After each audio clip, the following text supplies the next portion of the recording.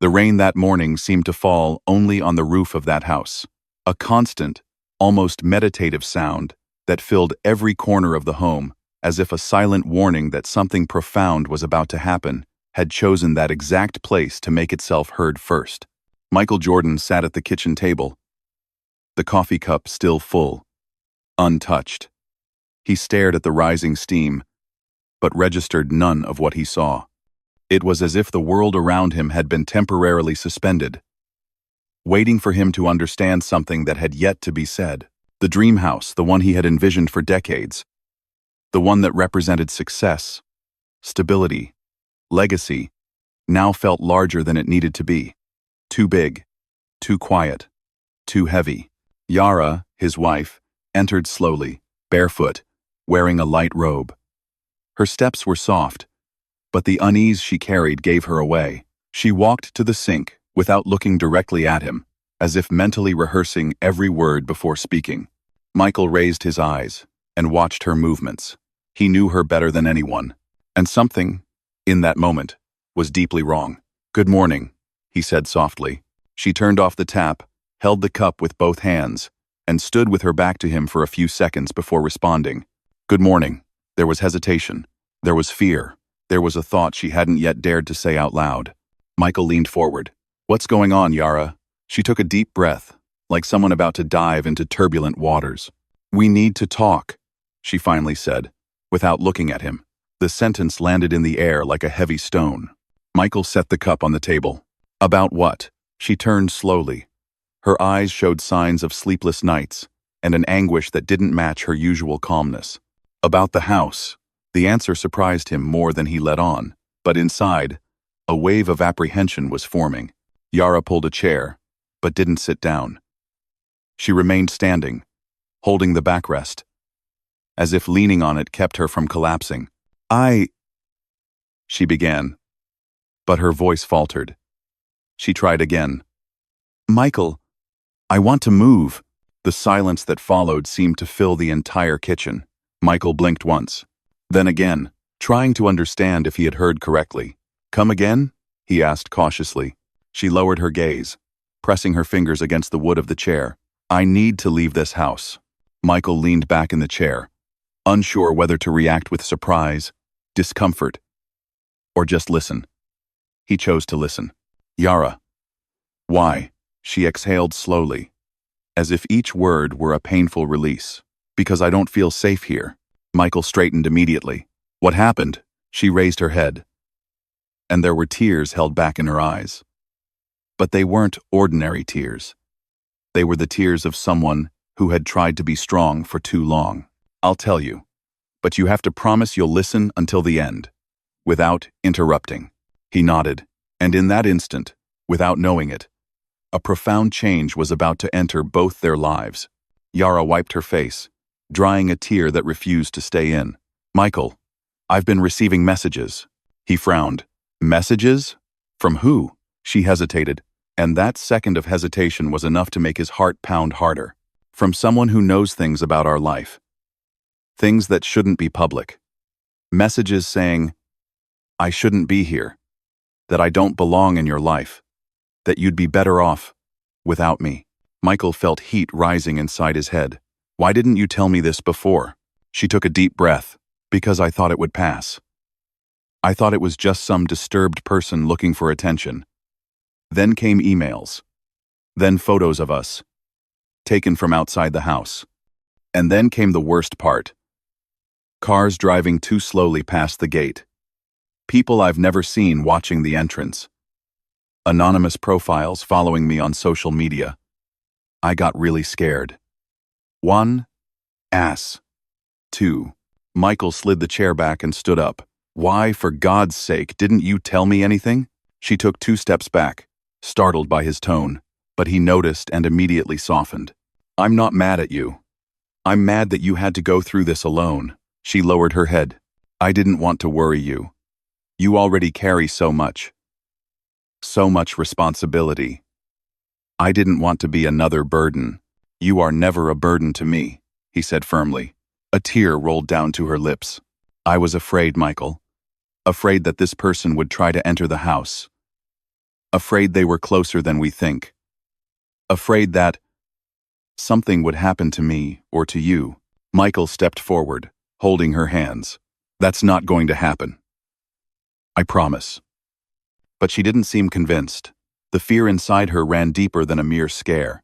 Then she said something that changed everything. Michael, these messages weren't from just any stranger. They had internal codes. Terms only someone from your professional life, someone who was around during your time in the league, could know. Michael's blood ran cold. Who would be capable of this? She closed her eyes. I'm not absolutely sure. But there's a name that matches the initials. A name I looked up. A name you've mentioned only a few times. Always with a different kind of silence. Michael blinked slowly. Who? She swallowed hard. Brandon Hale. The kitchen seemed to shrink. Darker. Heavier. Michael felt his breath catch for a moment. Brandon Hale. A ghost from the past.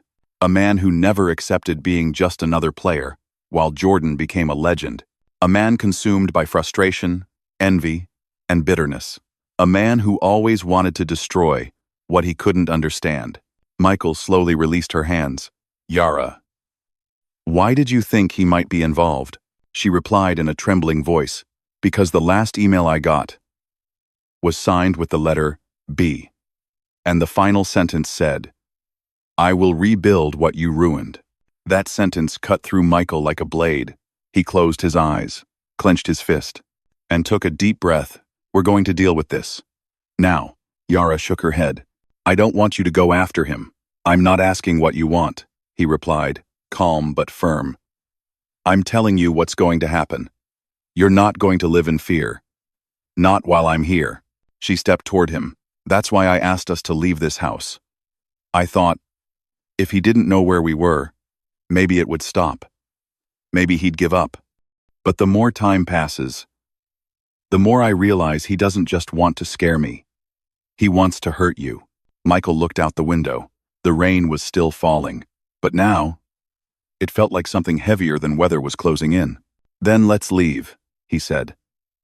Not because we're running, but because you deserve peace. And because I won't let a bitter man decide how we live. Yara breathed, surprised. You would sell the house? Michael didn't hesitate for a second. I'd sell the whole world if it meant keeping you safe. Her response was a muffled sob of relief and pain all at once. Michael hugged her. She nestled into his chest like someone who never wanted to leave. The dream house had just received a silent sentence. Not because it was flawed, but because it had been tainted by fear. There is no home where fear reigns. But what Michael didn't know yet was that selling the house would not erase the past. Selling the house would only be the first step toward a much greater revelation. A revelation that would change everything he believed about safety, about love, and about the shadow some people carry, even decades after being forgotten. And it would be exactly that shadow that would come close again. The sale of the house leaked to the press before Michael could even organize the details. Newspapers, websites, TV programs, all published flashy headlines. Michael Jordan sells dream mansion, marriage in crisis. Jordan surprises fans and gives up the house that took 7 years to complete. Who bought the house of the greatest player in history? Michael ignored them all. He knew the speculation would come, but at that moment, he didn't care. His focus was elsewhere. Protecting Yara. She, on the other hand, began to feel the pressure. Messages on her phone, people commenting on social media, unknown profiles trying to find out where they were going to live. It was as if the whole world were trying to invade a space she no longer had. And then came the worst part. A lawyer called Michael with news that made him stop in the middle of the living room. We have an interested buyer, the man said on the other end of the line. Who? Michael asked, already suspicious. Brandon Hale. The name hit the floor of the house like a metal weight. Michael clenched his teeth. He offered 20% above the asking price. The lawyer continued. Decline it, Michael ordered. Michael, it's the best offer. Decline. And he hung up before any argument could be made. Yara watched from a distance, not understanding the conversation, but understanding from his expression that something serious had happened. He walked over to her. He wants to buy the house, he said. She raised her hand to her chest. Brandon? Yes. Why? Michael dragged his hand over his face, exhausted, because he knows this will hurt me. He wants to turn our house into a trophy, into a reminder of his frustration, into a provocation. Yara felt her legs weaken, but she remained firm. Then we won't let him. Michael nodded. We won't. It was at that moment he realized. It didn't matter where they lived. It didn't matter if they built 10 different houses. As long as Brandon was free, fear would remain alive. And there, in that silent room, a decision began to form inside Michael. A decision he never imagined he would have to make. A decision that would change the course of both their lives. From that day on, the house ceased to be a physical space and became something entirely different. It was no longer about comfort, luxury, or status. Now it represented a boundary between the past and the future, between safety and vulnerability, between living and merely surviving. Michael realized that walking through the hallways no longer brought peace. The silence had a different weight. The light seemed to pass through the windows in a cold way. And the garden, once a source of pride, was now just an open field, too exposed for someone being watched. Yara felt it too. She walked through the rooms with caution, as if each corner held an unwanted shadow, as if in every reflection, something she didn't want to see could appear. They tried to act as before. They tried watching movies. They tried cooking dinner. They tried laughing. They tried sleeping. But there was a ghost haunting the walls. A living, restless, persistent ghost. His name was Brandon Hale. Michael didn't wait another day to act. He hired 2 private investigators, discreet, professional, experienced, and gave them everything he had. Messages, screenshots, emails, schedules, a blurry photo of a car that passed twice in front of the gate. I want to know if he is behind this, Michael said. No matter the cost. The investigators only needed to hear it once. That same night, they began tracking patterns, cross-checking information, analyzing devices, checking street cameras. They also investigated Brandon's recent history, where he had been, who he talked to, what he posted, what he deleted. The first few days were silent. No news. And that silence, for Michael, was almost worse than confirmation. But then, on the morning of the 4th day, one of the investigators knocked on the door. He carried a black folder in his hands, the kind that never brings good news. Michael took him to the office and asked him to sit. The man refused. This won't take long, he said, opening the folder on the table. The first photo he pulled out was from a street security camera. It showed a car parked 2 blocks from the house. Inside it, a man wearing a cap and a mask. The investigator didn't need to say who it was. Michael already knew. The second photo showed the same car parked in front of a coffee shop. The third, in a park 8 minutes from the house. The fourth, on a highway leading to Michael's property. He has been watching you for weeks, the investigator said. Michael closed his eyes for a moment, absorbing it like someone holding a heavy load. Why? He asked. The investigator took a deep breath. Because he believes you still owe him something. Brandon has always had comparison issues. He convinced himself that your life is the representation of everything he couldn't achieve. And that grew over time. It became sick. Michael opened his eyes. Is my wife in danger? The investigator hesitated, and hesitation was answer enough. I can't say for sure, he said, but I can say that his intention is not just financial or symbolic. His behavior shows emotional interest. Fixation. That is more dangerous than it seems. Askenstand. IDS. Michael tightened his fist. And the police? They've been alerted. But without direct evidence, it's difficult to request a restraining order. He's smart. Uses disposable phones. Uses rental cars. He knows what he's doing. Michael inhaled slowly. Keep investigating. I want everything. Every detail. The investigator nodded, gathered the papers, and left. Michael remained there, still, staring at the wall as if trying to find an answer in it that didn't exist. Yara appeared quietly at the door. What did he say? Michael hesitated. He didn't want to alarm her further. He didn't want her to return to the deep fear she had faced weeks earlier. But she crossed her arms, determined. "Don't lie to me," she said. "I need to know." Michael took a deep breath. "Brandon has been watching the house. For a long time." She brought her hand to her mouth. "He has been here? Not inside the house, but close enough to try something." Her eyes filled with tears. "I knew it. I felt it. I knew something was wrong." Michael approached and held her face. Hey, listen. You're not alone. Nothing will happen to you while I'm here." She rested her forehead on his shoulder. "I don't want to live like this." "Me neither," he said. And in that moment, the final decision solidified within him. They needed to leave, but not out of weakness, out of wisdom. Preparations for the sale began immediately. Realtors came and went, taking pictures, making measurements, submitting offers. All were discreet. All were instructed not to leak anything. But the press found out. They always do. And along with the news came phone calls, absurd offers, global speculation. Michael ignored it all, until he got an unexpected call. "Mr. Jordan," said the lawyer, "the best offer we've received so far comes from an investor. He offered 30% above the asking price. It's practically irresistible." Michael rested his elbow on the table. "What's his name?" The lawyer hesitated. "Brandon Hale." The name echoed like a gunshot to the chest. Michael closed his eyes. "Reject it immediately." "Michael." He offered well above market. "Reject it," he repeated firmly, and hung up. Yara appeared at the office door. "Who was it?" Michael ran a hand over his face, exhausted. "He wants to buy the house." She went pale. "Why?" "Because he knows it will affect us." Yara took 2 steps back, leaning against the wall. "Michael, what if he tries to come here?"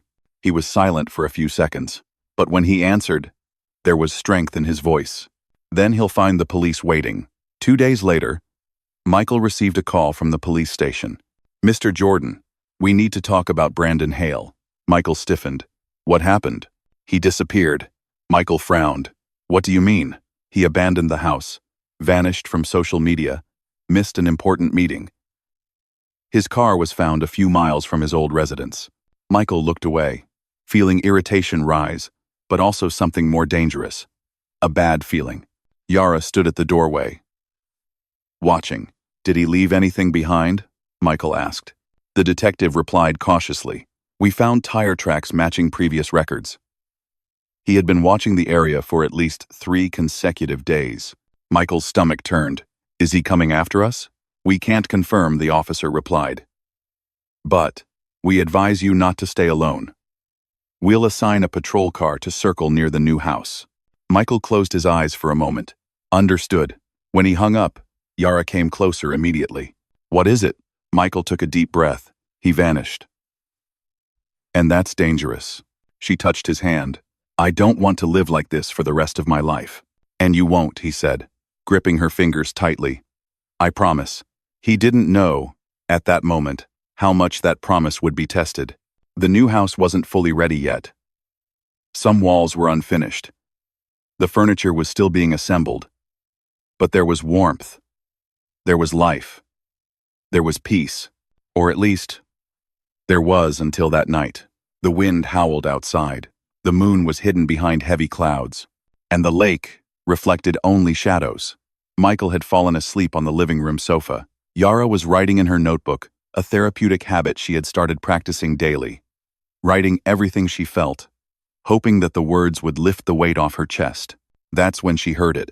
A small sound, but clear, definitely real. The sound of the front door. Swaying.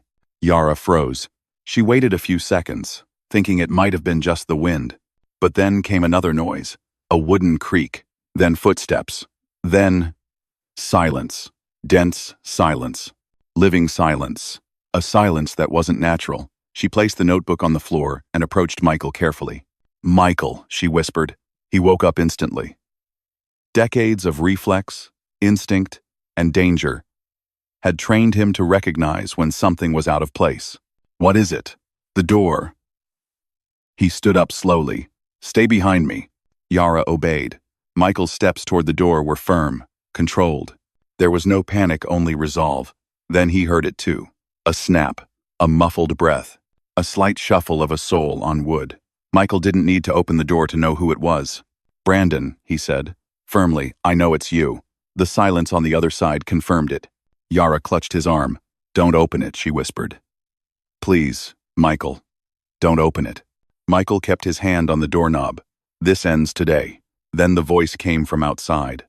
A trembling, unstable voice, full of restrained anger. "You took everything from me." Michael gripped the doorknob. "I didn't take anything from you, Brandon. You spent your whole life chasing my shadow." Brandon laughed. A short, twisted laugh. She needed to know. Michael felt his heart race. Know what? Silence. A silence so deep it seemed to last minutes. Until Brandon said, "That you're not perfect." Yara shuddered behind Michael. He tried to keep his voice steady. "Brandon, leave. Now. Before this ends badly." But the response was a set of quick footsteps. Then, a violent impact hit the door. Yara screamed. Michael caught her with one arm, keeping her from falling. Another impact. And another. Brandon was trying to break in. That's when the porch lights turned on automatically. And alarms started blaring. Within seconds, 3 cars appeared on the dirt road. Strong headlights lit up the entire entrance. Agents stepped out of the vehicles, with weapons drawn. "Police! Drop it now! Hands on your head! Step away from the door." Brandon tried to run. He was taken down in 2 seconds. He screamed. He cursed. He struggled. But it was over. The door opened. Michael stood still, watching the scene without moving a muscle. Yara began to cry. Michael hugged her tightly. "It's okay," he said, repeating it like a mantra. "It's okay." And for the first time in months, it was true. Brandon was immediately arrested. The police found enough evidence to keep him detained while the investigation continued. Encrypted messages, rental car records, personal notes detailing Michael and Yara's movements, photos taken from a distance, even drafts of letters never sent. It was classic stalker behavior. At the police station, the lead detective called Michael in for a private conversation. "He's willing to confess," said the officer. "But he wants to speak with you." Michael crossed his arms. "I have nothing to say to him. He said he'll only talk if you listen." Michael took a deep breath. He didn't want to go, but he knew he needed to end it for good. When he entered the room, Brandon was handcuffed, seated, with disheveled hair and a lost expression. He slowly raised his head. "So you came." Michael remained standing. "End it, Brandon. Say what you have to say." Brandon gave a crooked laugh. "You've always been like this. Confident. Controlled. Untouchable. The whole world loved you. You never did anything wrong. You were always perfect." Michael didn't respond. Brandon went on. "I tried. I swear I tried. But I could never be you. Never even get close. You took everything. Everything." Michael finally spoke. "I didn't take anything from you. Life is about effort, about choices. You chose to see me as the enemy. That's your problem." Brandon slammed his cuffed hands on the table. "And her? What about her?" asked Michael, unmoved. "She needed to know she didn't deserve you. That no one deserves you.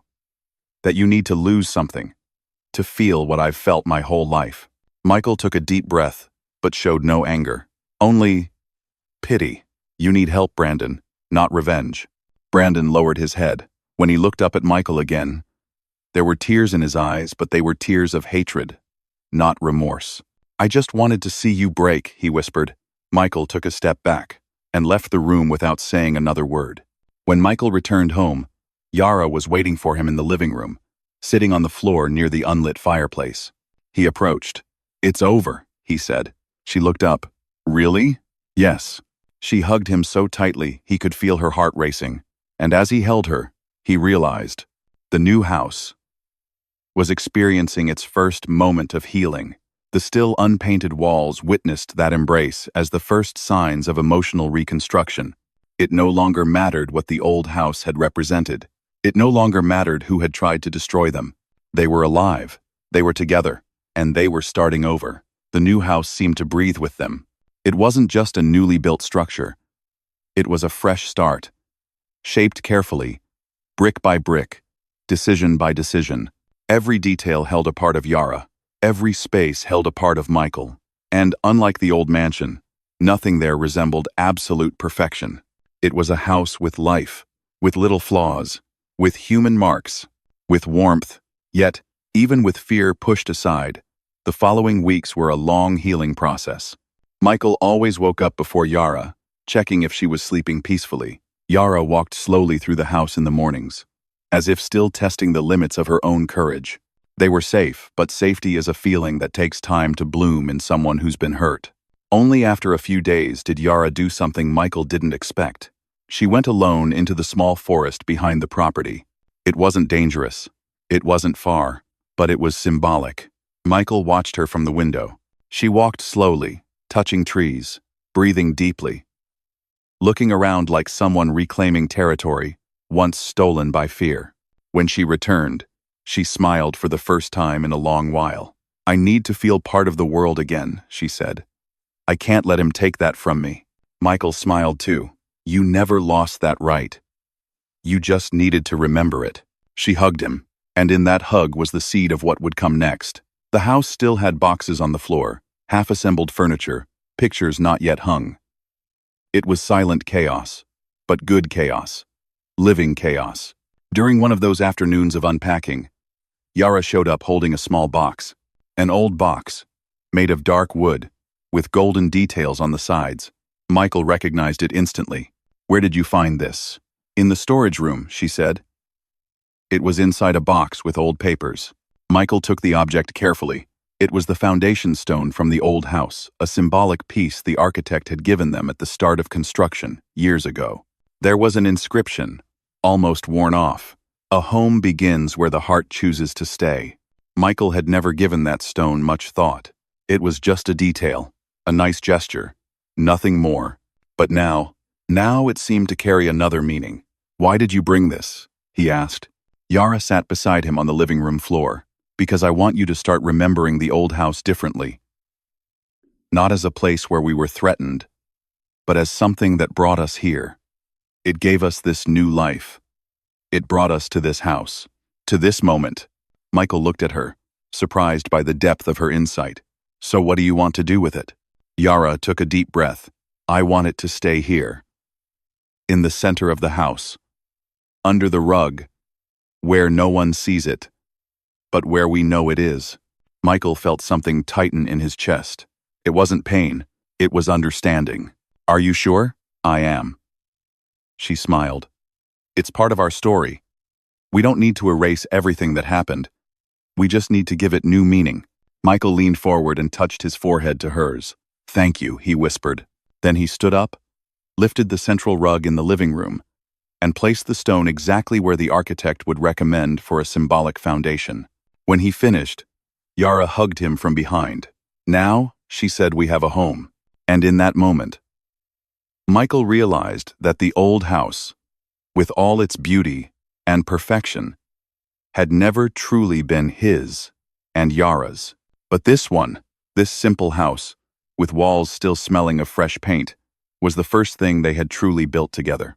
The following months were a slow transformation. The media lost interest. The curious gave up. Brandon Hale's story was drowned out by the endless stream of news the world produces every day.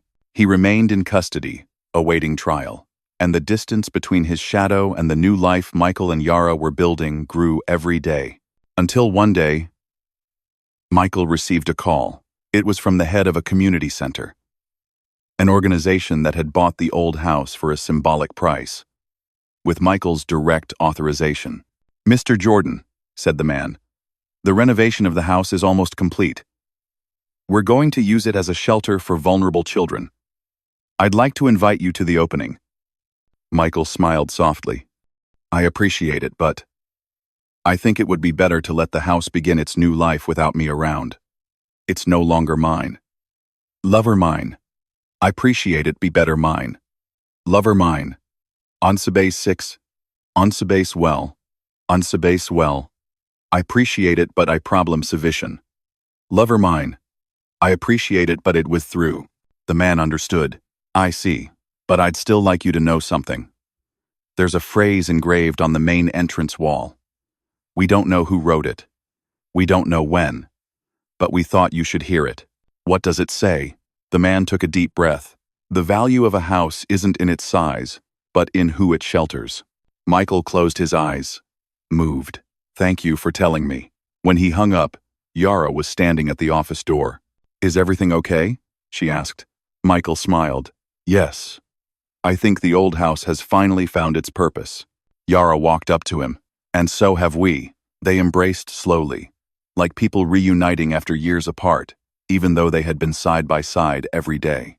The horizon over the lake was golden that afternoon. Yara was sitting on the newly built deck, her feet touching the water. Michael approached with 2 cups of hot tea. Thank you, she said, taking one of the cups. Michael sat beside her. For a while, they remained in silence, just listening to the water, softly brushing the wood. Then Yara spoke. Can I ask you one last thing? Michael laughed. After this year, I doubt there's anything I wouldn't do for you. She smiled too, but her eyes held a serene tone. Never. Stop telling me when something scares you. Michael turned to her, surprised. She continued, You've always been so strong on the outside. But I notice that sometimes you keep things to yourself so you won't worry me. I do that too. And it almost broke us. So, from now on, I want us to make a pact. Nothing stays locked inside our heads. Not fear, not guilt, not doubt. Anything that scares one of us, the other needs to know. Michael nodded slowly. I promise, he said with deep sincerity. We'll never face anything alone again. She rested her head on his shoulder. The sun was starting to disappear behind the trees, painting the sky in orange and pink. And in that peaceful image, there was a simple truth. The world may be vast, unpredictable, and even cruel, but within a home where 2 people choose each other every day, there is no room for permanent shadows. Months later, the house was complete. Pictures on the walls, books on the shelves, a tidy kitchen, laughter echoing in the halls. Fear had lost its ground. One night, Michael walked through the living room and stopped right over the rug where the stone had once been hidden. He smiled. There, beneath that piece of floor, lay their entire journey. The old house, the threat, the chase, the pain, the escape, the new beginning, the choice, the love. Yara walked into the room and hugged him from behind. What are you thinking about? She asked. Michael looked at the lake through the window. That the dream house was never that one. She smiled. Then which one was it? Michael kissed her forehead and replied, The dream house is any place where you are. She closed her eyes, absorbing the phrase like someone receiving something precious. And the camera, if there were one, would slowly pull away, showing the 2 of them framed by the soft light of the fireplace, the calm reflection of the lake, and the comfortable silence of a house finally free from shadows. The narrator might say, A true home is never built with walls alone. It is born from the choices we make to protect the ones we love. And so, the story ends, not with noise, not with tension, but with peace, the peace they fought to achieve, the peace that, at last, belongs to them.